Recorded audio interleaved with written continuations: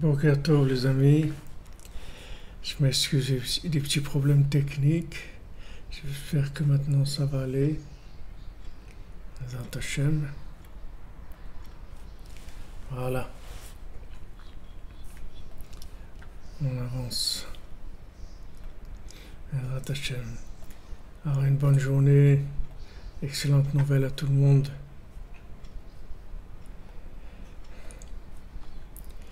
J'espère que ça marche les amis. Ça a repris. Ok, le son est bon.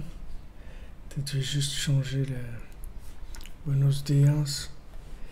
Je vais juste changer l'image derrière. Je vais mettre une image parce que peut-être ça prend beaucoup de mémoire.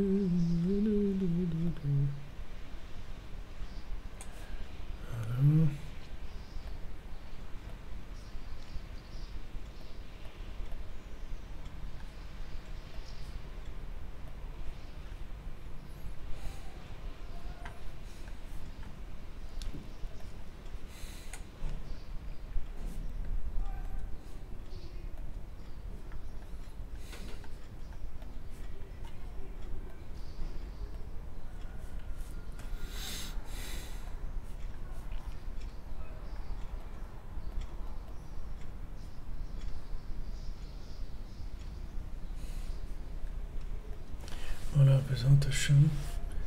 J'espère que maintenant ça va aller.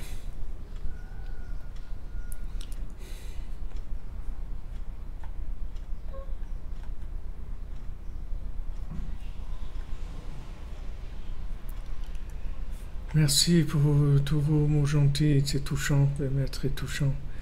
Pour vous aussi, c'est merveilleux d'avoir des gens qui ont la force comme ça tous les jours de venir écouter, fidèle au rendez-vous. Magnifique, Ashrenu. Que des bonnes nouvelles pour tout le monde. Pour votre maman, Yael Yosef, j'ai lu vos messages, c'est extraordinaire. Il y a des miracles et des miracles pour tout le monde, tous ceux qui ont besoin de santé, de se marier, d'avoir des enfants, d'avoir de la parnassa, de réaliser leurs rêves, alors que ça se fasse par des miracles, tout en douceur, Bezrat Hashem. Alors on fait le cours pour la refoua Shlema du Rav Besançon, Israël Yitzhak Ben Fortuné, David Ben Mesoda Cohen, Laura Lia Esther Chava Otraya Daniel, Laurent Sultana Bat Rachel, Olivier Fénichel, Daniel Ben Émilie Darmon, Rochama Bat Esther, Sandrine Bat Janine, Janine Bat Églantine, Marion Myriam Bat Véronique, Zachary Shlomo Ben Shira, Deborah Kochava Bat Elisha Bat Sheba, Léa Bat Hana, Oreida Bat Rivka, Laura Bat Janine, Liora Bat Lisa Esther, Shaili Bat Sarah.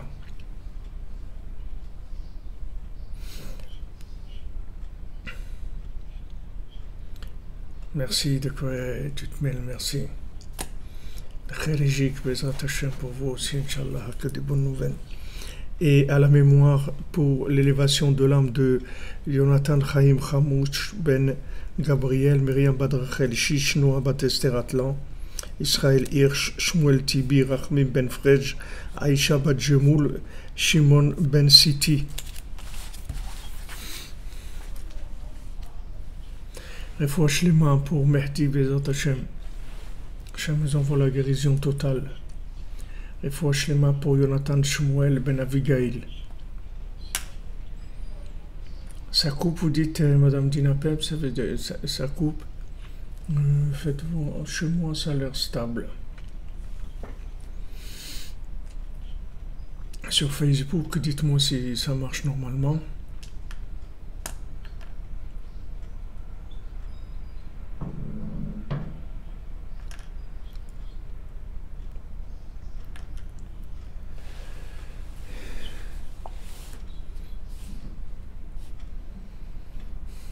Ok, alors Bezrat Hashem, on avance.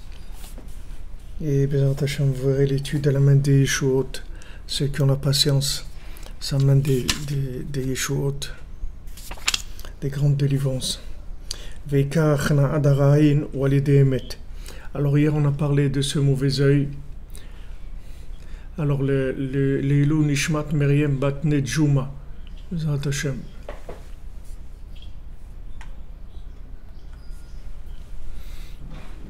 Voilà la Amtana, notre ami Aaron.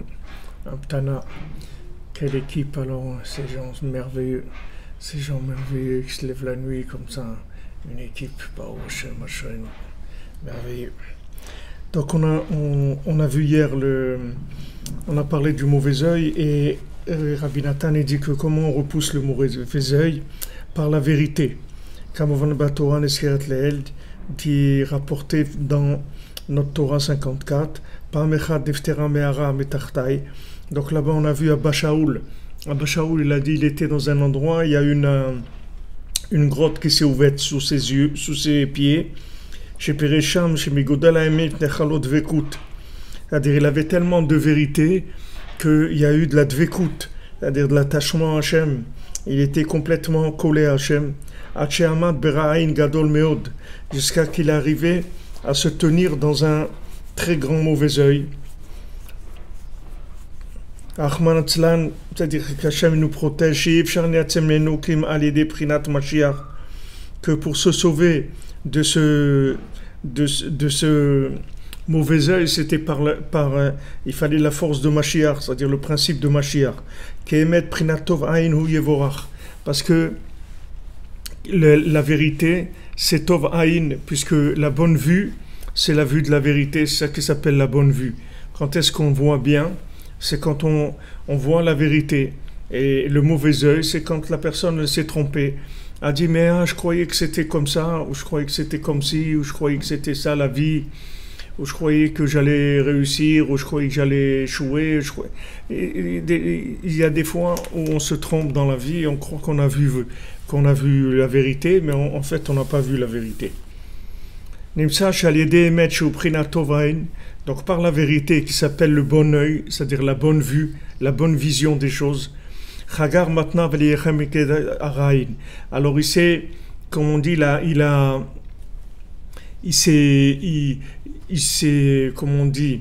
a serré sa ceinture, il a mis sa ceinture, c'est-à-dire il a décidé de lutter contre le mauvais œil avec la vérité.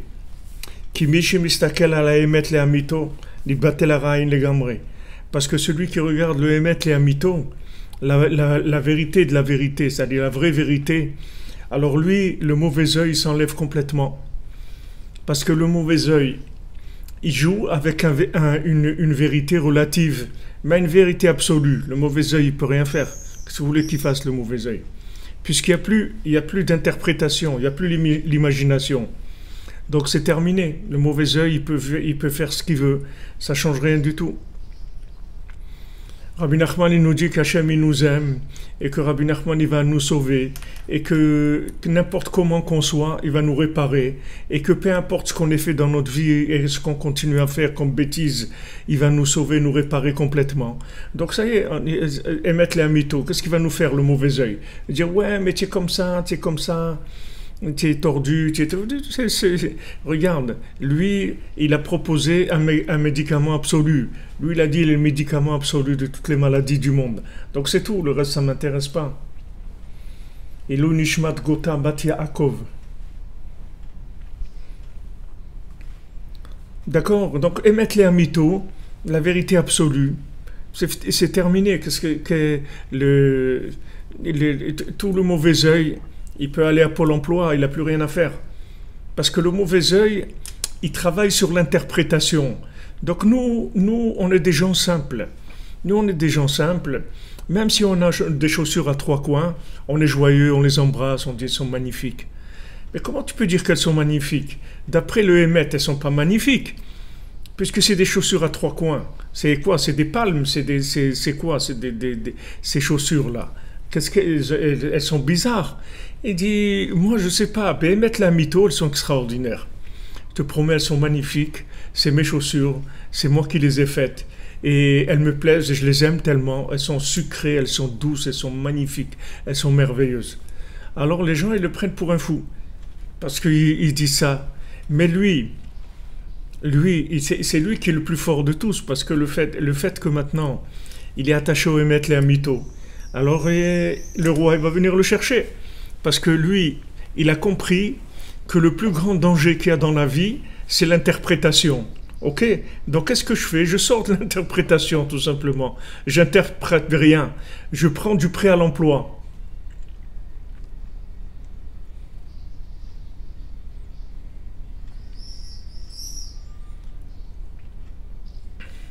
Baruch Hashem, je suis content d'entendre ça de vous. De quoi tu te mêles? Je ne sais pas votre nom, mais en tout cas, Baruch Hashem, vous êtes guéri, vacciné, c'est magnifique. Vous voyez, vous êtes un témoin de ce que Rabbi Nachman fait comme travail. Tout ça, regardez, on est à distance, on est connecté. Vous voyez que les connexions de l'âme, c'est ça le principal. Donc maintenant, qu'est-ce qu'on fait? Tout ce qui est interprétation, ça ne nous intéresse pas, c'est tout. Tout ce qui est interprétation qui ne va pas dans le sens de la vérité simplifiée. Donc Rabbi Nachman nous donne la vérité simplifiée.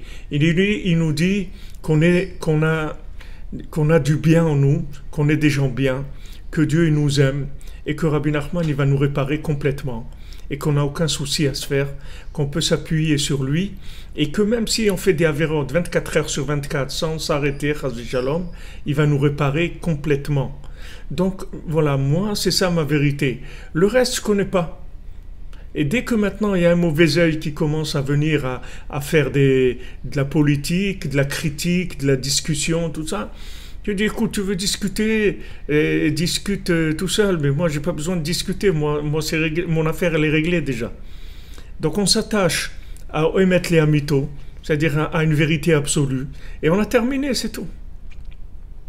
Ouais, mais regarde ta vie, à quoi elle ressemble, tu t'es pas marié, ou tu n'as pas fait ça, ou tu as divorcé, ou tu as pas appris un métier, ou tu n'as pas construit ta vie. Mais tout ça, ça ne m'intéresse pas. Ça ne m'intéresse pas. Tout ce qui est mauvais œil, ça ne m'intéresse pas. Tout ce qui est relatif, ça ne m'intéresse pas.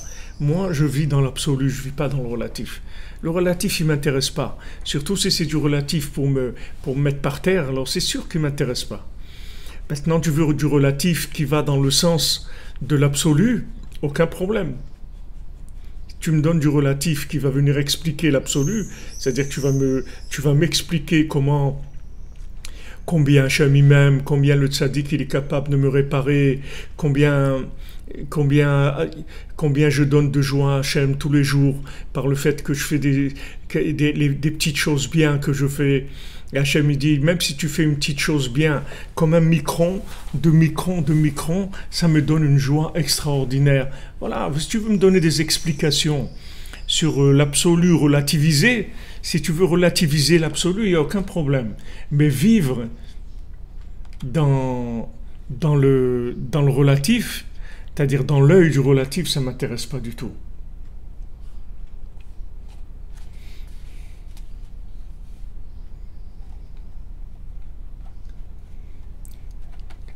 Vous comprenez? C'est-à-dire que maintenant, le Yetzirah, il vient chez ce cordonnier et il lui dit mais qu'est-ce que tu fais toi? Regarde, tes chaussures à trois coins, elles sont nulles.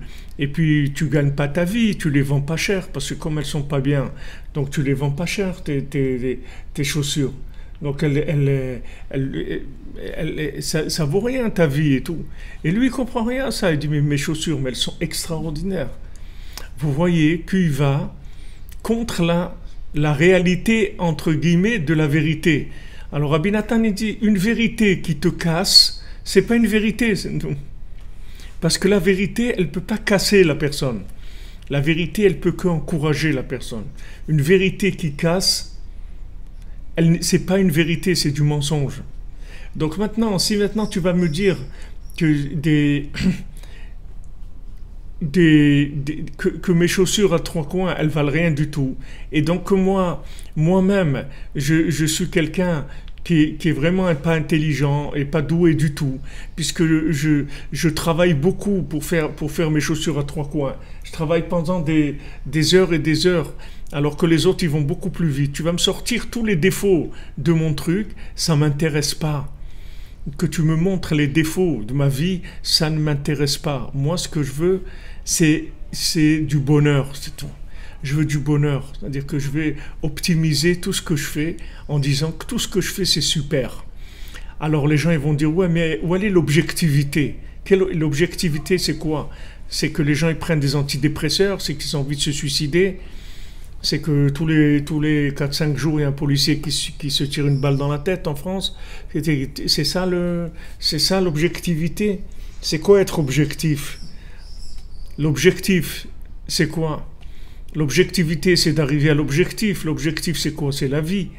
Donc si maintenant tu m'amènes une objectivité qui détruit la vie, tu vois bien que c'est du mensonge. Puisque ce qu'il y a de plus précieux dans le monde, c'est la vie.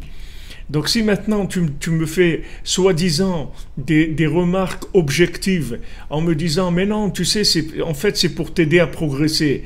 Mais cette remarque que tu fais, elle me donne, c'est pas qu'elle donne pas envie de progresser, elle me donne envie de me détruire complètement. Donc maintenant, si maintenant tu me fais une remarque soi-disant, une analyse de vérité qui m'enlève le goût de la vie, alors maintenant ça veut dire que ça veut dire que cette chose-là, c'est du mensonge, c'est pas de la vérité. C'est du mensonge, puisque la vérité, c'est la vie. La vérité, c'est le Chaim, c'est la vie. Hachem, il s'appelle Chaya Chaim. Hachem, il s'appelle celui qui fait vivre la vie. La première vérité, c'est la vie.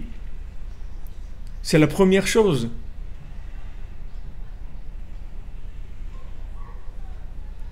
Voilà, on m'a dit Madame Gurfinkel, on a des chaussures à 3 coins qui nous gardent les pieds par terre avec les chaussures à 3 coins. Linda Torres, que Hachem envoie une refoua shlema à votre mari. Envoie une refoua shlema tout de suite, immédiatement. Regardez, il faut le positiver au maximum, le brancher sur une borne positive. Lelou Nishmat Shoshana Bat Malka et Yosef Ben Miriam. Vous comprenez?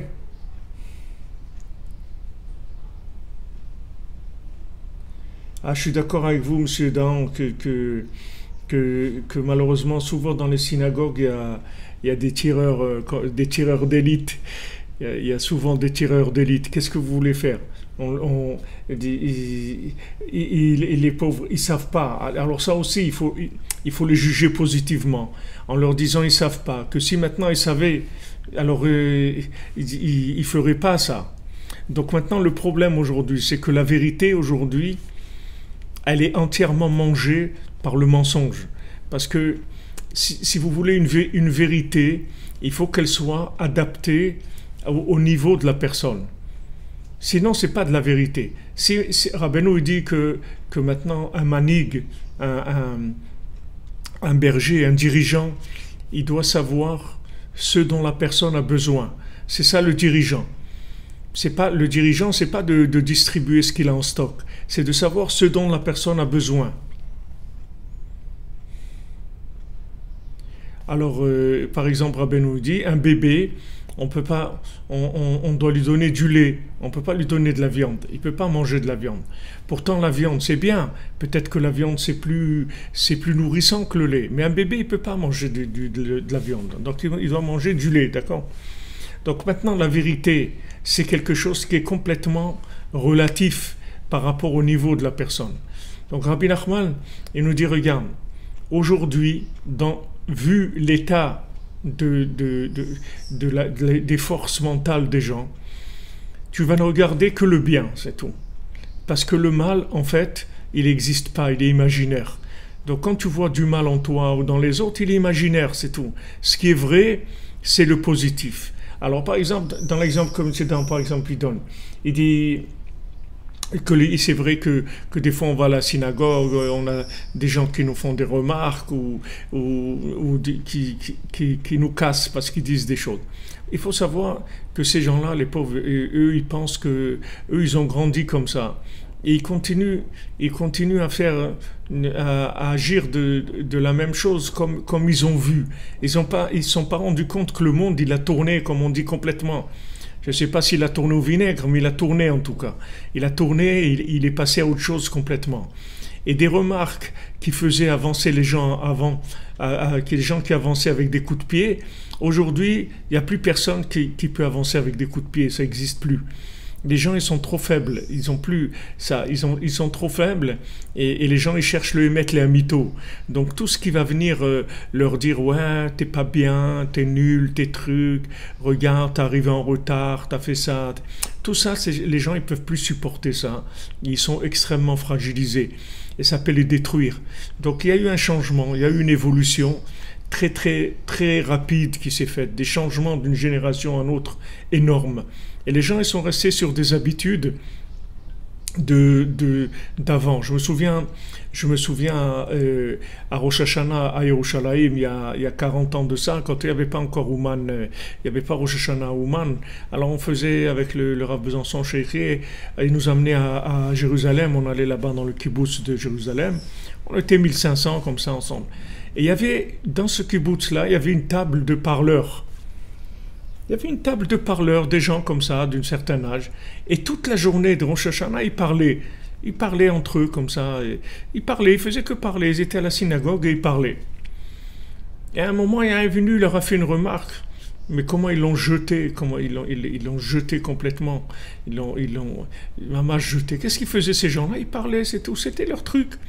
Toute la journée de Rosh Hashanah, ils étaient là, ils parlaient, ils discutaient. Ils étaient contents d'être là. Bon, Hachem, ils sont contents d'être là. Il y a plusieurs niveaux quand quelqu'un il va prier. Il y a celui il y a celui qui veut prier et qui n'arrive même pas à sortir de chez lui. Il y a celui qui veut prier et il arrive à faire le déplacement et à arriver à la synagogue, à l'endroit de prière. Et une fois qu'il est arrivé là-bas, voilà, c'est tout ce qu'il peut faire. Il ne peut pas faire autre chose. Il s'assoit dans un coin et reste tranquille. Et il y en a un, il ne peut pas s'asseoir dans un coin et rester tranquille. Il faut qu'il discute avec des gens, qui rigolent, qui parlent et tout. Alors lui aussi, voilà, c'est ça son truc. Il y a celui qui arrive à prier sans concentration. Et il y a celui qui arrive à prier avec concentration. Il y a celui qui arrive à prier à haute voix. Il y a celui qui n'arrive pas à prier à haute voix. Il y a des dizaines et des dizaines de niveaux dans chaque chose. Donc maintenant, le niveau où où se trouve la personne, c'est son niveau. Il est très très bien, il n'y a aucun problème. Qu'est-ce qui s'appelle bien? Bien, ça veut dire que c'est connecté, c'est ça bien. Et connecté, c'est ta place, c'est tout. Si maintenant tu joues les grands religieux et les grands trucs, et au fond de toi tu as des nerfs de folie, et tu as envie de partir te sauver, d'hurler, de quitter l'endroit, qu'est-ce que tu as fait? Tu n'as rien fait du tout. Tu as fait semblant que tu es quelqu'un de... Alors il vaut mieux que tu discutes avec ton copain, que vous rigolez, mais au moins vous êtes branchés. Qu'est-ce que tu veux qu'on fasse? C'est à notre niveau. C'est vrai que c'est des chaussures à trois coins, c'est pas des chaussures. C'est sûr que si Bata il faisait des chaussures à trois coins, ils auraient fait faillite. Mais c'est ça mes chaussures. C'est ça mes chaussures. Elles ont trois coins. Elles sont magnifiques. Elles sont vraiment magnifiques.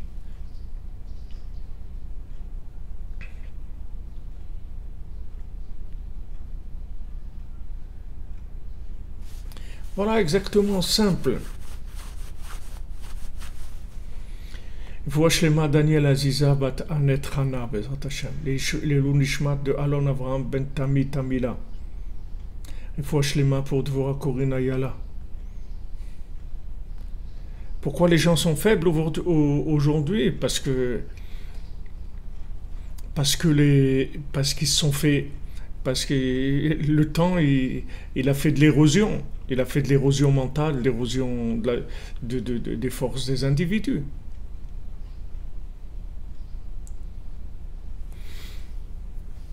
Écoutez, vous demandez, M. Abergel, si c'est contre la halakha. C'est-à-dire qu'il y a halakha et il y a halakha. Il faut bien connaître la halakha et savoir ce qui est permis, jusqu'où on peut tirer dans ce qui est permis.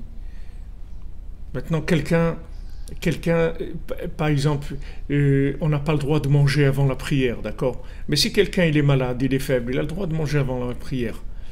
Donc maintenant, cette personne-là, si maintenant elle est malade, c'est-à-dire que si maintenant elle ne parle pas, elle ne va pas venir à la synagogue. Alors elle parle, c'est tout. C'est pas de parler à la synagogue, c'est pas comme Chilul Shabbat, que la personne a fait Chilul Shabbat. Elle transgresse le Shabbat. Et même quelqu'un, si maintenant il est malade, il a besoin de transgresser Shabbat pour se soigner. Alors on transgresse le Shabbat pour le soigner. C'est-à-dire il faut avoir le concept de la halakha qui est adapté à la personne. Ça aussi, le Rav Frankfurter, il disait, je me souviens, c'est le Rav Besançon qui rapportait ça, qu'il disait que dans la halakha, on applique par exemple des halakhot par rapport aux produits de première nécessité.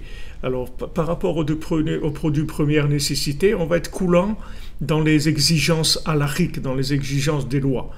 Alors, il a dit, qu'est-ce que c'est qu'est-ce que c'est aujourd'hui de première nécessité? Est-ce que maintenant du chocolat, c'est première nécessité ou pas? Alors, si vous demandez à quelqu'un de l'ancienne génération, il va vous dire pas du tout. Et quelqu'un de maintenant, un jeune d'aujourd'hui, il va vous dire que oui. Que maintenant, des paquets de frites, c'est première nécessité.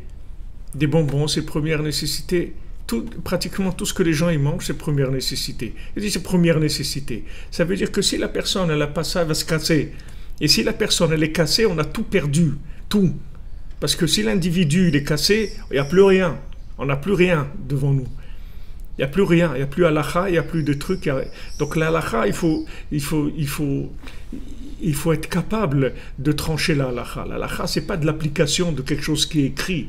La halakha, quand on parle d'halakha, de loi, ça tient compte de ce qui est écrit et de la personne qu'on a devant nous.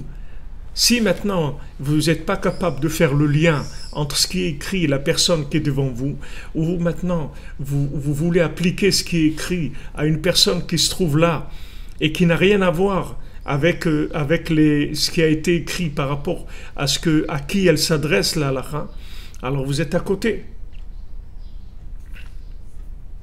Exactement. Et a priori, voilà, la halakha connectée, exactement, Idriss. Madame Amazon, exactement, le Shabbat a été fait pour l'homme. C'est pour nous que tout a été fait. Maintenant, si quelque chose va te détruire, ça veut dire que c'est pas pour toi. Tu vois bien dans le manger, il y a des choses que ton corps ne supporte pas. Il y a des gens qui ne peuvent pas manger les aubergines, ils ne peuvent pas manger de carottes, je sais pas. Ils ne peuvent pas manger de viande ou pas de poisson. Mais il ne doit pas manger, il n'a pas le droit de manger. Al-Pi halakha, il n'a pas le droit de manger quelque chose qui lui fait du mal. Mais attends, mais c'est bon. Mais c'est bon pour toi, pas pour moi. Moi, je peux pas. Mon corps, il rejette ça. Donc, pour moi, c'est interdit. Donc, la halakha, il faut avoir un vrai rave. C'est pas quelqu'un qui lit les livres. Parce que quelqu'un qui lit les livres, c'est un danger public. C'est pas un rave. Parce qu'il va t'appliquer des formules d'entraînement des Jeux Olympiques pour un bonhomme qui est en réanimation. Tu comprends? Alors il va rentrer dans la salle de réanimation, le bonhomme il a 28 tuyaux qui sont branchés sur lui, et il va lui dire voilà votre programme pour la journée, il va lui lire le programme de quelqu'un qui s'entraîne pour les Jeux Olympiques, vous comprenez? Ça n'a aucun rapport. Ça n'a aucun rapport. À qui tu as affaire? Première chose, diagnostic, et après on parle de halakha. D'abord diagnostic, à qui tu as affaire? À qui tu as affaire? C'est la première chose. Branché ou pas branché? Quel est son niveau de branchement de l'individu? C'est ça qui compte. Sinon, il n'y a rien. Si vous prenez quelqu'un, par exemple, qui écrit,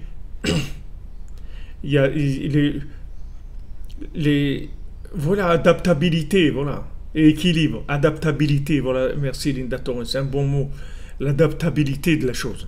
La halakha, elle est adaptable. Seulement, il faut voir à qui on a affaire.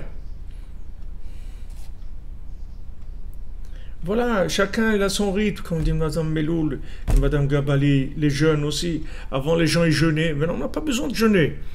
On n'a pas besoin, on parle avec Hachem, c'est beaucoup plus grand que les jeunes. On parle avec Hachem. Maintenant, regardez, par exemple, quelqu'un qui écrit des tefilines, ou écrit des misizot, ou écrit un Sefer Torah. Si cette personne, elle ne croit pas en Dieu, alors tout ce qu'elle écrit, ça ne vaut rien du tout. Vous pouvez le jeter à la poubelle, le Sefer Torah. Même qu'il y a le nom d'Hachem, ce n'est pas le nom d'Hachem. Tu vois le nom d'Hachem, tu vois, il a écrit Yud Ke Vav Ke, Mais comme lui, c'est pas quelqu'un qui croit en Dieu, ce nom qu'il a écrit vaut rien du tout. Tu peux le prendre, le déchirer, le mettre dans la poubelle. Il a aucune kedusha, rien du tout. C'est une image du nom d'Hachem qui n'a rien à voir avec le nom d'Hachem. Mais si quelqu'un est croyant et il écrit, alors tout de suite, ça y est, il y a une kedusha, une sainteté dans la chose. Qu'est-ce qui fait que ces lettres-là, elles ont de la sainteté ou pas? Qu'est-ce qui fait? C'est la foi de la personne. C'est la foi qui fait que ces lettres-là, elles sont vivantes ou pas. C'est pour ça que je vous conseille toujours, et je vous dis d'acheter toujours des mezuzot ou des tfilines ou sefer Torah qui sont écrits par des Breslev, par des gens branchés sur le tzaddik. Il faut toujours... Parce que quelque chose de branché, ça n'a rien à voir avec quelque chose d'imaginaire. Voilà, quelqu'un qui ne croit pas en Dieu vous a écrit le nom de Dieu. C'est le nom de Dieu. Ça a l'air kadosh, ça a l'air saint. Non, c'est rien, tu peux le déchirer. Pourquoi? Parce que comme il ne croit pas en Dieu, il n'y a rien dans ce nom de Dieu. C'est même pas une image dans laquelle il y a une trace d'un milliardième de présence divine, il n'y a rien. Donc d'où elle vient dans la présence divine? Dans la chose extérieure. Elle vient de la connexion de la personne. Exactement. Même la vérité dans la bouche du diable, c'est un mensonge.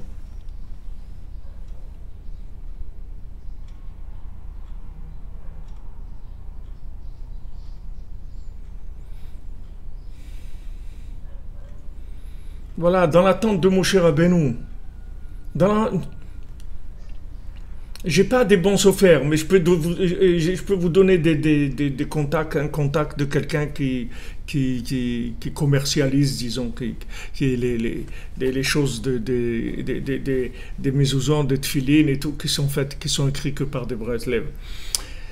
Pourquoi je vous explique ça? Parce que c'est fondamental. Si vous n'avez pas compris ça, alors vous allez être angoissé toute votre vie de l'angoisse de quelqu'un d'autre. C'est pas vous. Pourquoi vous angoissez? Rabbeinu, il nous a désangoissés. Rabbeinu, il dit, regarde, moi je t'ai pas demandé dans quel état tu te trouves. Moi je te prends et je te soigne comme tu es. Et je te répare complètement. Et je fais de toi un tzaddik comme tu es. Ok? Donc c'est ma responsabilité, c'est pas la tienne. Toi, comment je fais et pourquoi et tout, c'est pas ton problème. Je suis pas obligé de t'expliquer. Le médecin, il n'est pas obligé d'expliquer au patient comment ça marche. Mais le patient, il a besoin d'être rassuré, d'être garanti que tout va bien aller pour lui. On a la garantie du tzaddik. Ah, Bezrat Hashem, aussi une bonne délivrance pour Yann Tel Batester qui est en train d'accoucher, Bezrat Hashem. Voilà, exactement. Tout à fait. Vous n'avez pas besoin d'analyser, Raphaël Daon, vous n'avez pas, c'est pas vous analyser le sofer. Du moment où le sofer, c'est quelqu'un, il vient au Man, à Rosh Hashanah, il fait Tikkun Klali, il est attaché à Rabbi Nachman, ça y est, c'est tout. Vous n'avez pas besoin d'analyser, il n'y a rien à analyser. On peut analyser personne aujourd'hui. On ne sait rien du tout. On ne sait rien du tout. Mais ce qu'on sait, c'est que cette personne-là, elle est attachée à Rabbi Nachman. C'est tout, ça nous suffit, on n'a pas besoin de plus que ça. Il est attaché à Rabbi Nachman, c'est quelqu'un qui fait la Torah et il est attaché à Rabbi Nachman. Ça nous suffit, on n'a pas besoin de plus. Son degré d'attachement et tout, on ne le connaît pas de toute façon. Vous ne pouvez pas savoir. Regardez ce cordonnier. Il fait des chaussures à trois coins. C'est-à-dire, quand vous voyez un taré dans sa... Puisqu'il a mis des années à apprendre son métier, alors que normalement, quelqu'un, il apprend en quelques mois. Lui, il a mis des années. Et en plus, il fait des chaussures à trois coins et il met des heures et des heures à faire ses chaussures, alors que normalement, ça se fait rapidement. C'est-à-dire, comme on dit, il a tout pour plaire. Il a toutes les apparences qu'il faut de quelqu'un qui est complètement à côté. Et vous voyez que le roi vient le chercher et qui va devenir ministre sur tous les ministres, qui va diriger tout le pays. Cet homme-là, oui, celui-là, d'où il a commencé? Il a commencé de la simplicité de l'endroit où il se trouve, même si logiquement il est complètement à l'envers. Donc le Hémet, méfiez-vous de la vérité. Méfiez-vous de la vérité. Méfiez-vous de cette vérité. Toute vérité qui vous angoisse, jetez-la. C'est pas pour vous. C'est comme du manger. Vous voyez que vous mangez quelque chose, ça vous fait vomir. Vous n'allez pas manger tous les jours la même chose. Ça y est, Vous voyez, quand vous mangez ça, vous n'êtes pas bien. Ou vous vomissez, vous avez des maux de tête, ou n'importe quoi. Donc ça y est, mangez plus ça. La vérité qui vous angoisse, il faut la jeter. Parce que l'ennemi numéro un, c'est l'angoisse. Le stress, l'angoisse, c'est l'ennemi numéro un d'aujourd'hui. Parce que on a vu, ça déconnecte. Ça rentre dans le mauvais œil. Quand on est déconnecté, on voit tout tordu. Tout ce qu'on voit, c'est tordu. Tout. On a l'impression qu'on va faire quelque chose, ouais, ça va marcher et tout, et on fait, ça marche pas. Pourquoi? Parce qu'on voit tordu. Pourquoi on voit tordu? Parce qu'on est angoissé. Du moment où on est angoissé, on est déconnecté. Il faut se détendre. Il faut se détendre. C'est en se détendant qu'on se connecte à Hachem. Hachem, c'est que dans la joie qu'on se connecte à lui. On ne peut pas être joyeux si on n'est pas déjà bien dans sa peau, si on ne s'accepte pas comme étant bien. C'est pas que s'accepter comme on est, c'est être convaincu qu'on est bien. Et aujourd'hui, malheureusement, vous avez des gens qui font tellement de choses bien et ils sont tellement nuls à leurs yeux. Ils ont l'impression qu'ils font des choses qui sont complètement nulles, alors qu'ils font des choses extraordinaires. Ils font des choses extraordinaires.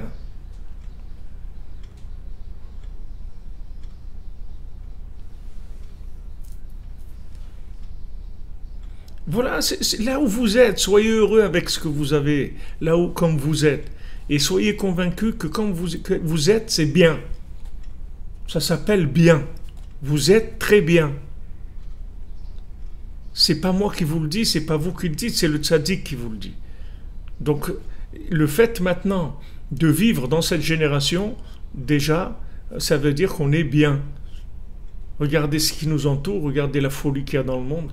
Baruch Hashem, regardez, on est connecté là, on est intéressé, on s'intéresse à chercher de l'oxygène, un peu de connexion au tzaddik, un peu de connexion à Hashem, un peu de connexion à notre neshama. Qu'est-ce que vous voulez de plus? Qu'est-ce que vous voulez de plus? On profite tous les uns des autres de la collection de tous ces gens-là, de tous ces gens qui sont ici. Puisque maintenant, le fait que maintenant, voilà, on est, je sais pas, 120 là, ensemble, eh bien, le fait qu'on étudie 1 heure, c'est écrit dans les Sfarim, c'est considéré comme si on a étudié 120 heures. Pourquoi? Parce qu'on est 120 étudiés ensemble. Et après, des gens qui vont écouter, puisqu'il y en a 5000, 6000 qui vont écouter le cours, alors c'est comme si on a étudié 6000 heures. Parce que tous ces gens-là, ils vont écouter ensemble le cours. Et maintenant, le cours, on le fait avec eux, même s'ils ne sont pas présents. Mais ils vont écouter en différé, mais leur âme, elle est déjà connectée. Donc, c'est des choses énormes, des proportions énormes. Comme je disais aux dames la semaine dernière, un Shabbat à Ouman, c'est comme 7 fois jeûner 7 semaines de tous les jours. Tous les jours pendant 7 semaines de jeûner depuis Motzei Shabbat jusqu'au Shabbat, c'est des choses énormes. Et maintenant, ça se traduit pour comment? Passer un Shabbat ici chez Rabbi Nachman, ou de là où on est, organiser un Shabbat Breslev, un repas de Shabbat Breslev, un Souda Shelishit Breslev, un Shabbat Breslev, ça s'appelle un Shabbat chez Rabbi Nachman, n'importe où on soit dans le monde.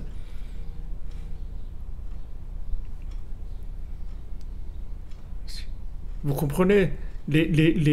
Aujourd'hui, les bénéfices spirituels qu'il y a, ils sont énormes, énormes. Il n'y a jamais eu dans le monde autant de possibilités de s'enrichir spirituellement comme aujourd'hui. Ça n'a jamais existé.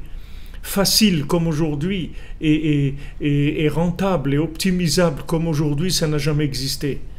Donc, Baruch Hashem, il faut être très tranquille. Il faut pas commencer à s'angoisser en analysant comment des gens y faisaient avant. Vous voyez quelqu'un, aujourd'hui il y a l'avion, avant il n'y avait pas l'avion, ok? Alors maintenant vous n'allez pas vivre quand vous devez vous déplacer, et vous n'allez pas avoir l'angoisse de quelqu'un qui doit traverser des déserts à pied, etc. Parce qu'il y a un avion. Donc, si vous rentrez dans cette angoisse-là, elle n'a pas lieu d'être. C'est fini tout ça. Ça n'existe pas aujourd'hui. On ne traverse pas des déserts à pied, on ne passe pas des trucs avec des caravanes, avec des trucs, avec du manque d'eau, du manque de trucs. Tout ça, il n'y a pas, puisqu'on prend l'avion et en quelques heures, on arrive à notre destination. Donc on est obligé de s'adapter à notre vie. Aujourd'hui, il y a des outils extraordinaires. Baruch Hashem, il y a l'Aïd Bodedut, il y a le Tzaddik principalement, qui nous prend et qui travaille sur nos âmes, qui plaide pour nous, qui va chercher sans arrêt des nouveaux médicaments pour nous, sans arrêt. Elsa Maria Pereira Rosa, Bezrat Hashem, que la bénédiction d'Hachem soit avec vous. Refoua Shlema, Bisrout Tzadik. Bisrout Tzadik, vous allez guérir tout de suite, Bezrat Hashem. Dans tout, il y avait avant des côtés positifs. Mais aujourd'hui, la réalité, elle est ce qu'elle est. Aujourd'hui, la réalité, elle est ce qu'elle est. Et il faut utiliser ces outils-là. Donc, quand Rabbi Nachman, il a amené ce conte-là, il appelle le tam, ce cordonnier, et Rabbi Nathan, il l'appelle le tam akadosh, le cordonnier saint. Il est kadosh. Pourquoi il est kadosh? Parce qu'il s'est accepté, il est joyeux, il est connecté. Il est connecté, c'est pour ça qu'il est kadosh. Kadosh, saint, ça veut dire connecté. C'est ça ce que ça veut dire saint. Qu'est-ce que c'est un tzaddik? C'est quelqu'un qui est hyper connecté. Aujourd'hui, on a un Netzach chez Beyesod. D'accord? La sphira de Netzach, de Rabbeinu l'a dit qu'il a vaincu déjà. Qui va vaincre dans la connexion, dans le Yesod, dans l'alliance. Vaincre dans l'alliance. C'est de ça qu'on est en train de parler. On a vaincu, pourquoi? Parce qu'on a quelqu'un qui peut nous connecter. C'est pour ça qu'on a gagné. On a gagné, Baruch Hashem, parce qu'on a quelqu'un, un tzaddik qui nous connecte. Donc ça fait qu'on a gagné déjà.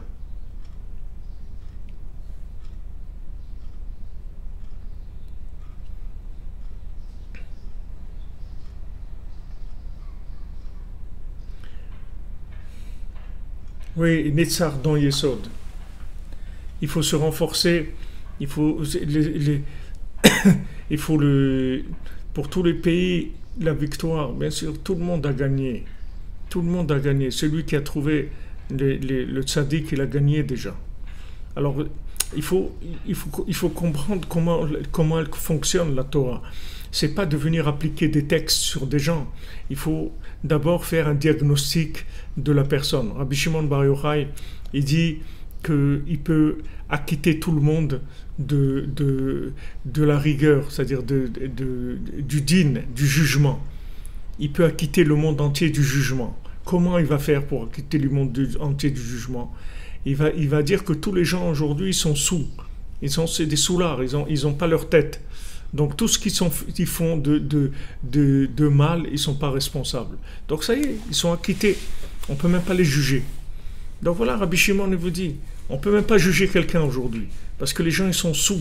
Ils sont sous, comme l'a dit Madame, ils sont sous du cinéma.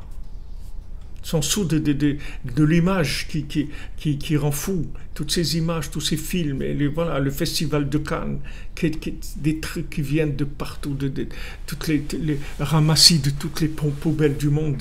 Ils amènent, voilà ce qui est voilà ce qui s'appelle la splendeur du monde. Les poubelles, ils ramassent toutes les poubelles de l'humanité. Voilà, le cinéma, le monde du cinéma, le monde qui fait des malheureux, qui fait des fous, qui fait des assassins, qui fait des trucs, tous les gens qui voient des crimes toute la journée, des soi-disant des histoires d'amour qui n'ont jamais existé, des trucs qui sont complètement faux. Les gens les habituent à voir ça sans arrêt. Et après, on veut juger quelqu'un. Comment tu vas le juger? Il ne sait même pas où il est. Donc aujourd'hui, il faut vraiment piano, doucement, et vraiment prendre chaque point positif comme ces chaussures à trois coins et les embrasser et dire qu'elles sont magnifiques. Parce que ces chaussures à trois coins, elles sont dans un contexte qu'elles méritent la palme d'or des chaussures. Parce que vu les conditions dans lesquelles elles ont été faites, ces chaussures à trois coins, elles ont une valeur extraordinaire.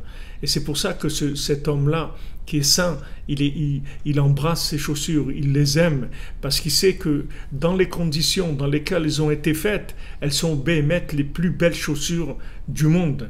Elles sont les plus belles chaussures du monde. Comme si vous prenez aujourd'hui, quand ils ont découvert un poème qui a été écrit pendant la Shoah, quelqu'un qui était à Auschwitz dans les camps, et il a écrit un petit poème et tout. Alors ce poème, il a une valeur extraordinaire. Pourquoi? Parce que dans quelles conditions il a été écrit. Aujourd'hui, dans quelles conditions on est? Dans quelles conditions on est? Est-ce qu'on a le Baal Shem Tov avec nous qui est là? Est-ce qu'on a le Chafetz Chaim qui est à côté de nous? Voilà, nous on a eu le mérite de connaître Rav Chaikin Alav Shalom qui était un élève du Chafetz Chaim. Il a vécu avec le Chafetz Chaim, il a étudié avec le Chafetz Chaim. Mais vous voyez dans Rav Chaikin, qu'est-ce que c'était le Chafetz Chaim? C'est-à-dire, bien que Rav Chaikin, c'était pas quelqu'un qui était très éloquent avec des explications et tout, mais il passait des énergies énormes. Il passait des énergies énormes. Des fois, il voulait expliquer quelque chose, il disait le Chafetz Chaim, le Chafetz Chaim, le Chafetz Chaim. Alors, il disait que ça, c'est tout. Il vous disait pas quoi. Il vous disait juste le Chafetz Chaim, le Chafetz Chaim. Quand il disait ça, il faisait passer de l'énergie extraordinaire. Mais des gens comme ça, il n'y a pas. Qu'est-ce que vous voulez faire? On va pas lui dire, il n'y a pas. Qu'est-ce que vous voulez qu'on fasse? Si on avait avec nous le Baal Shem Tov ou si Rabbi Nachman il était présent physiquement devant nous, les choses elles auraient changé. Aujourd'hui il est là, mais il faut chercher. Il faut se le rappeler parce qu'on a tendance à s'oublier. Le monde entier nous emmène vers le mauvais œil. Donc il faut tout le temps refaire recharger la page. Tous les jours. Il faut encore tous les jours upload la page parce que il y a le mensonge qui vient, l'oubli qui vient. Qu'est-ce que c'est cet oubli? Cet oubli fait oublier le bien qu'il y a en nous. Il veut nous faire oublier qu'on est bien. Les vaches grasses, elles mangent les vaches maigres, elles mangent les vaches grasses. Et après, elles disparaissent à l'intérieur des vaches maigres. La vache maigre, elle a avalé la vache grasse. Et ça ne se voit pas du tout. Rabbi Nathan dit que l'imaginaire, il mange le bien, il cache le bien. Et on a l'impression qu'il n'y a jamais eu de bien. Combien des gens, des couples, ils se disputent, ils font des trucs et tout, alors que c'est des gens qui se sont mariés, se sont aimés, vraiment, ils étaient... comment ils sont arrivés là? C'est les mêmes, les gens, ils n'ont pas changé. Mais seulement, il y a eu beaucoup d'imaginaires, de trucs imaginaires qui faussent complètement la vue. Donc Rabbi Nathan, il nous dit, il faut celui qui veut... C'est très fort ce qu'il dit parce qu'il dit Ki shemistakel mi shemistakel ala emet le amito nitbatel ra'in le gamre. Celui qui regarde le emet le amito, la vraie vérité, ça annule complètement le mauvais œil. Annule complètement le mauvais œil. Donc il faut regarder emet le amito. Emet le amito, c'est ce que le tzaddik il nous dit, ça c'est émettre les amito. Le reste, je ne sais pas.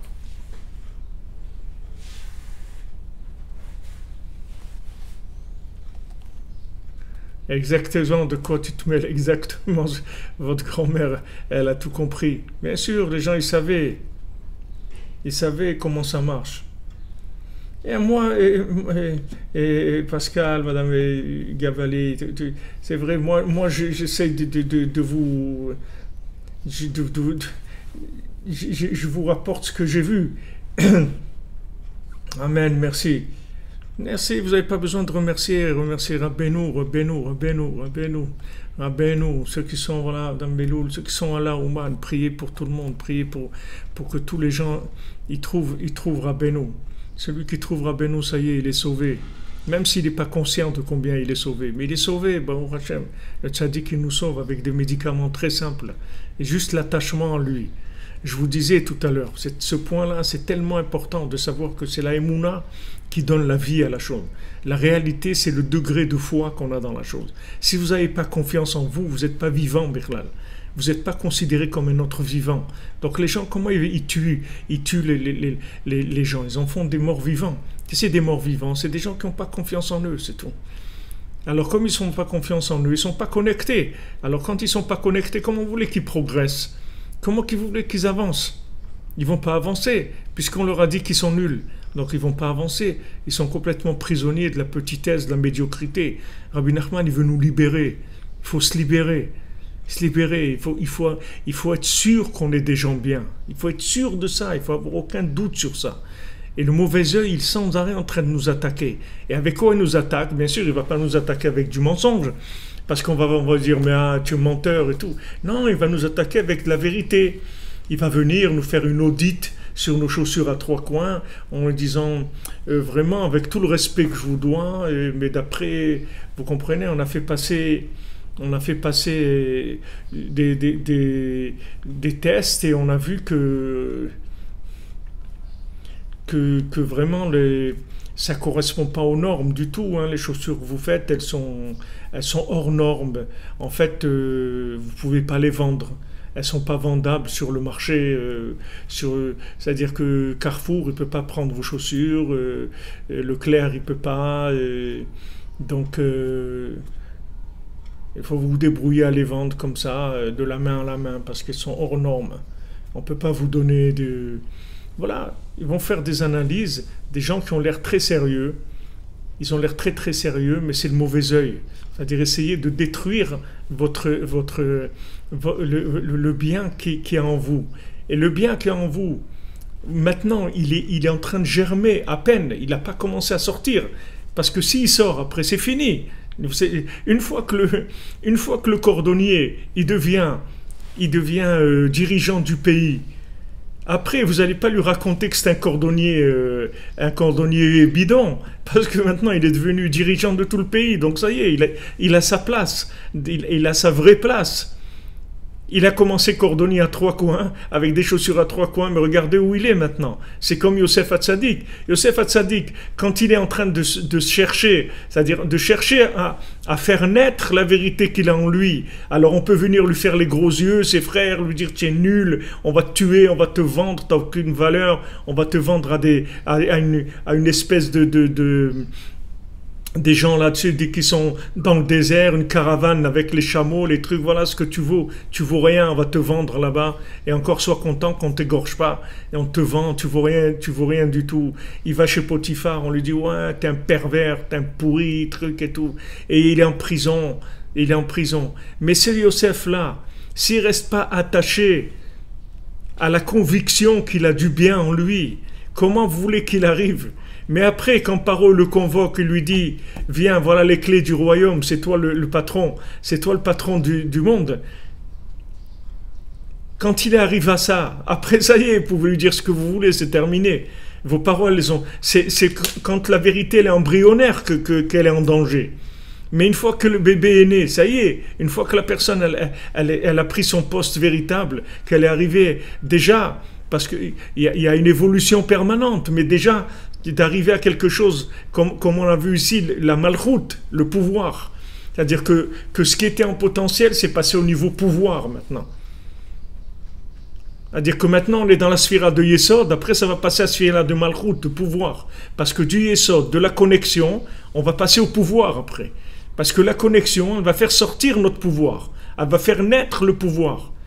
Il y a des gens qui sont des artistes extraordinaires, qui sont des musiciens extraordinaires, des peintres extraordinaires, des cuisiniers extraordinaires, des parents extraordinaires, des gens qui peuvent renforcer, encourager le monde entier, faire des choses extraordinaires. Et le problème, c'est que le mauvais œil, il n'arrête pas de les asphyxier. C'est pas tout le monde qui peut prendre une chaussure à 3 coins et se moquer des gens et dire votre œil, votre façon de voir mes chaussures, elle m'intéresse pas du tout parce que c'est mes chaussures, c'est moi qui les ai faites et je sais qu'elles ont de la valeur. Alors on a Baruch Hashem Rabbi Nachman qui nous donne, qui nous encourage et qui nous montre qu'on a de la valeur. Comme c'est écrit que Emet mi eretz titzmach, la vérité elle va pousser de la terre. Nos sages ils nous disent des gens qui sont par terre, c'est de eux qu'elle va pousser la vérité. Parce que apparemment, aujourd'hui, les gens, ils ont l'air par terre, ils sont fatigués, épuisés, ils ont envie de rien, ils sont blasés, etc. Ça, c'est le mauvais œil. Mais si la personne, elle commence à se construire avec le bien qu'elle a en elle, elle va arriver à des choses extraordinaires, des choses merveilleuses, des choses qui dépassent complètement l'entendement humain. Regardez Yosef, après toute cette guerre, toute cette haine, toute cette haine avec qui voulait le tuer, mamash.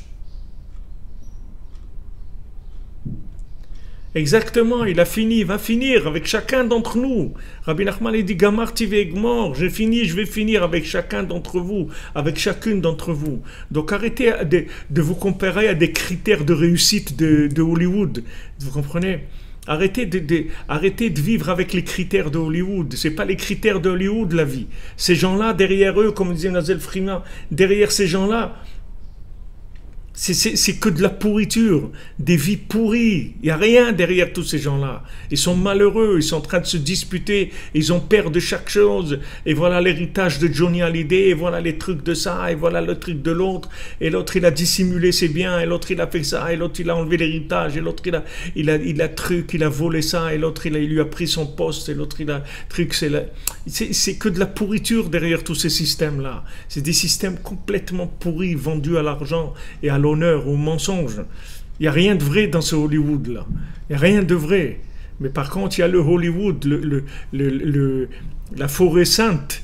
Le Hollywood, il y a la forêt sainte, la forêt où on va pour prier Hachem. Ça, c'est le vrai Hollywood. Quand vous allez dans la forêt, vous promenez, et vous levez vos yeux au ciel, et que toutes les plantes, comme Rabbeinu dit, vous allez, toutes les plantes, elles montent avec vous dans votre prière. Elles s'associent, toutes les plantes, elles s'associent à votre prière pour monter vers Hachem. Ça, c'est le vrai Hollywood. Ça, c'est le vrai film.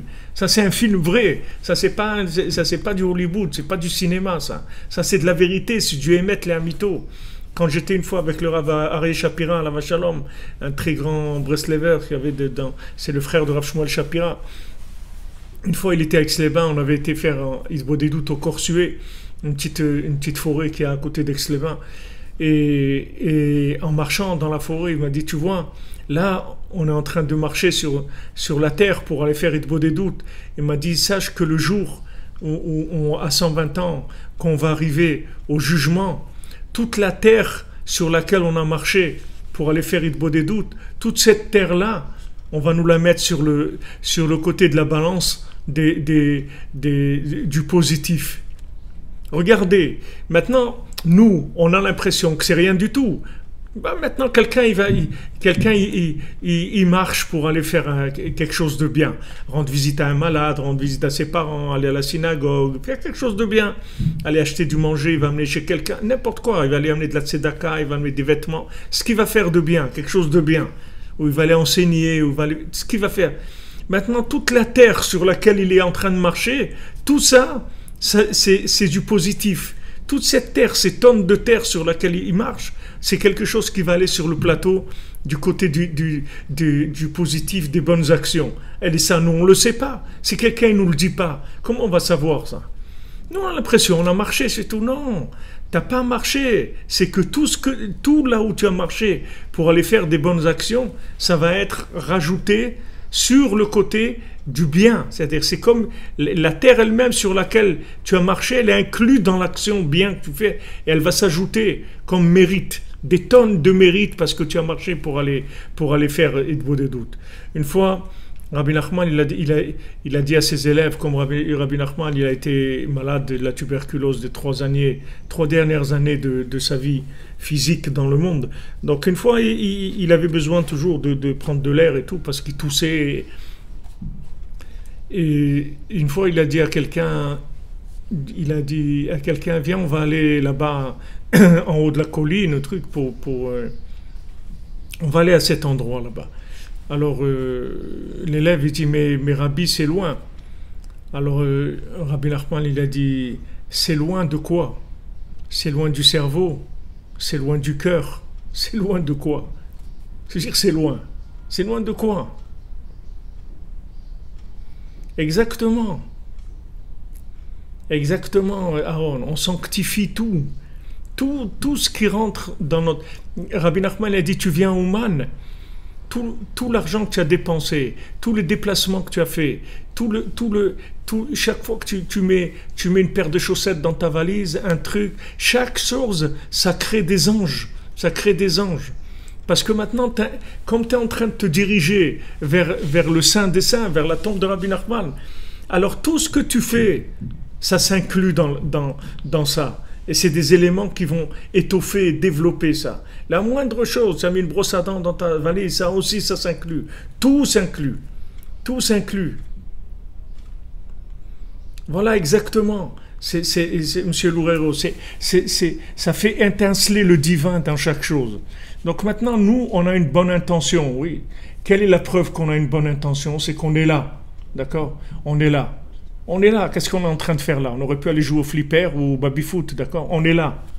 Baruch Hashem, on n'est pas à l'Everest, on n'a pas fait la queue à l'Everest pour crever comme tous les pauvres gens qui sont morts là-bas. L'Everest avec, en plus, j'ai vu un article où là-bas il y a une mafia d'argent énorme sur soi-disant des sauvetages avec les assurances. Les gens ils font semblant d'être blessés, comme ça ils sont sauvés et ils partagent des trucs avec les assurances, des trucs de business, des pourritures totales derrière tout ça. Déjà c'est dangereux, les gens ils crèvent. Et en plus, il n'y a rien de vrai là-dedans. En plus, c'est complètement bouffé, tous ces trucs-là. C'est complètement pourri. Mamache complètement pourri. Maintenant, nous, on est là, Baruch Hashem. Quel intérêt on a à être là? Rien du tout. On n'a rien d'intérêt. L'intérêt, c'est de l'amour de la vérité, c'est tout. L'amour de la recherche de la vie, de la vérité, c'est tout. C'est pour ça qu'on est là. Donc maintenant, on inclut tout. Toute notre vie, elle est inclue là-dedans. Tout ce qu'on fait, tout ce qu'on mange, tout ce qu'on voit, là où on se déplace, tout s'inclut. Oui, Aaron, tu prends 2 valises la prochaine fois, tu en prends 3 même. Tu comprends? Remplissez les valises, remplis tout ce que tu fais, parce que du moment où maintenant tu as un but dans ta vie, tu es orienté vers la mémoire du futur, vers la mémoire du bien, vers la mémoire de l'absolu, vers la mémoire de l'infini, c'est ça ton orientation. Donc maintenant tout s'inclut dedans. Amen, que le nom d'Hachem soit sanctifié, que son règne il vienne, il se révèle. Bezrat Hachem. Et on est là pour ça, les amis. On est là tous pour ça, et on a tous la possibilité de faire des choses extraordinaires. On a tous la responsabilité dans le sens positif, c'est-à-dire qu'on peut faire des choses merveilleuses. Il faut sortir de la médiocrité, c'est tout, dans laquelle le mauvais œil veut nous mettre, il veut nous atrophier mentalement, il veut atrophier notre cœur, pour nous empêcher de faire connaître Dieu.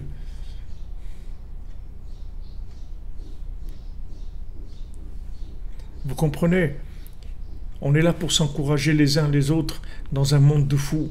Et pour faire des bénéfices énormes, c'est-à-dire vous Hachem, tous les gens qui se rapprochent, parce que maintenant, du moment où vous êtes en contact avec Rabbi Nachman, alors ça devient contagieux, vous allez voir celui-là et l'autre, vous allez lui parler, dans votre souffle, il sort Rabbi Nachman, même si vous dites rien, parce que vous êtes entièrement branchés. Alors chaque chose, elle fait des actions extraordinaires. Les règles du jeu ont changé, c'est ça qu'il faut que vous sachiez. C'est pas les règles du jeu avec Rabbi Nachman, c'est pas comme le monde sans Rabbi Nachman, c'est pas la même chose, c'est pas le même jeu, c'est pas les mêmes règles du jeu, ça change tout. Donc il faut apprendre bien ces règles-là, parce que ces règles-là, elles vont nous rendre heureux et nous rendre joyeux et dire merci mon Dieu pour ce mérite-là, ce cadeau gratuit, merveilleux que tu nous as donné. Et aide-nous s'il te plaît à le partager avec les autres. Et pitié des autres, comment tu as eu pitié de moi, d'où tu m'as sorti. D'où tu m'as sorti, mon Dieu, d'où tu m'as sorti, dans quelles ténèbres j'étais, où j'étais. Tu as eu pitié de moi, qu'est-ce que j'ai fait de bien pour ça? Rien du tout. Tu as eu pitié de moi. Alors voilà, et pitié des autres, tous les jours quand vous levez Chatzot, ou vous levez ou dans la journée, et pitié, quand vous voyez quelqu'un qui fait des choses mal, et pitié de lui, Hachem, et pitié de lui, comme tu as eu pitié de moi, qu'est-ce que j'ai de plus que lui? J'ai rien de plus que lui. Même des fois, vous voyez dans des actions des gens qui sont mieux que nous dans leur comportement et tout. Ils font des choses qui sont de façon plus... Ils sont plus engagés dans ce qu'ils croient, mais malheureusement, ils sont engagés dans Roland Garros, ils sont engagés dans l'Himalaya, mais ils le font très sérieusement, ils mettent tout ce qu'ils ont à faire, tout ce qu'ils ont et tout là-dedans. Plus sérieux que quelqu'un qui est dans la Torah. Et le pauvre, il est à côté, mais il faut demander à Hachem pitié. C'est ce qui fait le tzaddik. Tous les jours, il amène de la miséricorde. Tous les jours, il négocie les tarifs pour faire rentrer plus de gens dans la conscience divine. Et nous, il n'y a pas de, si vous voulez, il n'y a pas plus écouté dans le monde que la prière de gens comme nous. Parce que comme nous, on est dans la matière. Quand nous, on ouvre la bouche, on demande à Hachem de sauver le monde. C'est pas comme d'en haut, ça n'a rien à voir. Parce que nous, on est en plein dedans. Donc une prière à nous, elle monte comme Noach. Hachem, il attendait de Noach Une phrase, une prière pour sauver l'humanité. Imaginez-vous Noach, comment il a dû être brisé de voir qu'il avait dans sa bouche la possibilité de sauver le monde. Avec quelques mots, c'est tout. Quelques mots. Quelques mots, il aurait changé le monde. Nous, c'est la même chose. Baruch Hashem, on connaît Rabbi Nachman. Beaucoup d'entre vous sont venus à Ouman, et même plusieurs fois. Voilà, il y avait maintenant 50, 60 dames qui étaient là. Des gens extraordinaires, des gens merveilleux. Voilà, chacun et chacune doit prier pour les autres. Il y a des gens qui sont là, des mois, des semaines. Priez, Hashem, montre, show them the way, montre-leur le chemin du bonheur, le chemin pour amortir le passage sur terre. Amortir au maximum, profiter. Après, ça va être merveilleux. Et pour l'instant, on doit se faire du souci de tous ces gens-là, les pauvres, qui sont dans des trucs de destruction incroyables. Tout ça, ça vient du mauvais œil. Tous ces trucs-là, des transgenres et transphobes et trans-trucs et je sais pas quoi, tous ces trucs-là, ça vient du mauvais œil, c'est tout. Les gens, on les a tellement vus tordus qu'on les a rendus à l'envers complètement, on les a retournés, on les a rendus fous complètement, les gens, du mauvais œil. Alors, il faut savoir qu'émettre les amito, comme il dit Rabbi Nathan, mi shemistakel ala emet le amito, nitbatel arain le gamre. Parce que celui qui regarde la vraie vérité, la vérité absolue, ça annule complètement le mauvais œil. Tout ce qu'il y a comme calcul du relatif, on le jette. On dit, moi, je suis branché à l'absolu. Les tarifs d'Ouman, vous dites, ils augmentent. Non, ils baissent. Ils baissent. Justement, là, une grande campagne, ils sont en train de beaucoup se battre pour faire baisser les prix. Ils se battent beaucoup pour ça. Bezrat Hashem, que Hashem lui donne le srout à tous, à toutes, là, de venir à Ouman très rapidement, prier ici pour vous, prier pour tout le monde, et qu'il ouvre les portes pour tout le monde. Les portes, c'est les portes de la délivrance, les portes de la guérison, du mariage, de la parnassa, du bien-être, de la joie, la confiance en soi, de sortir de toutes ces pressions mentales, de tous ces stress-là, Bezrat Hashem. Alors on avance les amis, voilà, Rabbeinu nous envoie chaque jour des cadeaux, chaque cours ils envoient la dose, comme il dit mon ami Monsieur Daon de Montréal, la dose, allez Ravi frère, la dose, on prend la dose, tous les jours on prend notre dose, et avec ça on tient, Baruch Hashem, Ashrenu, Ashrenu.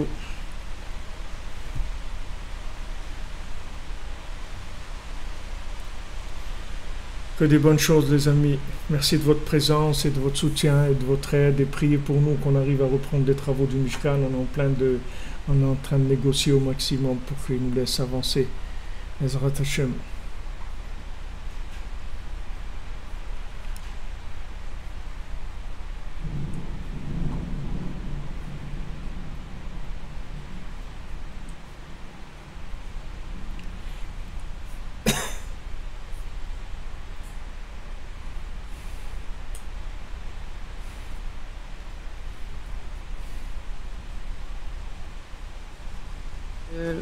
De remercier Rabbi Nachman et de lui voilà, de reconnaître qu'il m'a énormément aidé, et puis aussi de redonner de l'espoir à des gens.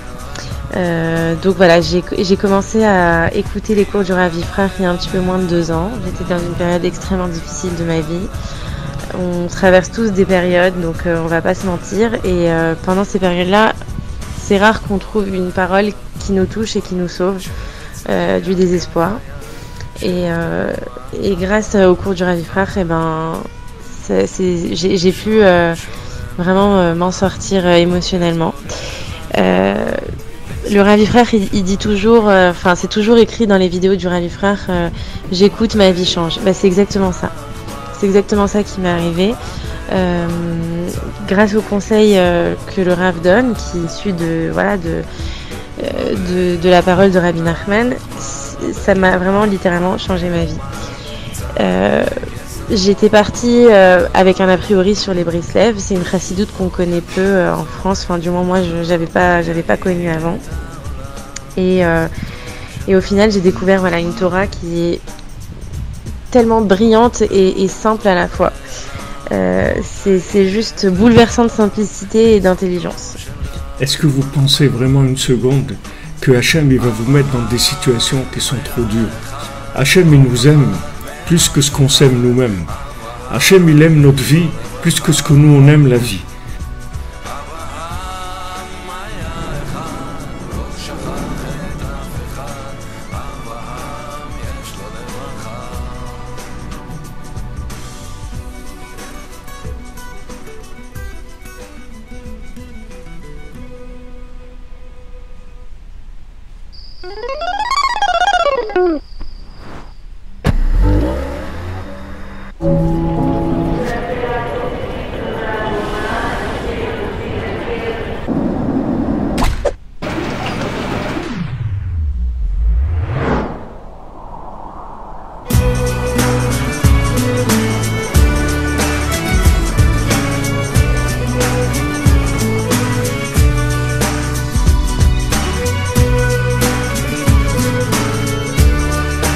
Comme tous les disciples de Rabbi Nachman, le Rav Ifra s'efforce de vivre un judaïsme rigoureux mais surtout empreint de joie et de sincérité.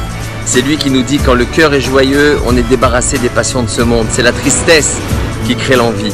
Moi j'aime tout simplement le Rav Ifra pour la lumière qu'il diffuse autour de lui avec sagesse et surtout cette capacité naturelle qu'il a à enseigner des concepts profonds avec des mots simples. Ces cours sont une source précieuse pour Breslev Radio avec des témoignages reçus du monde entier.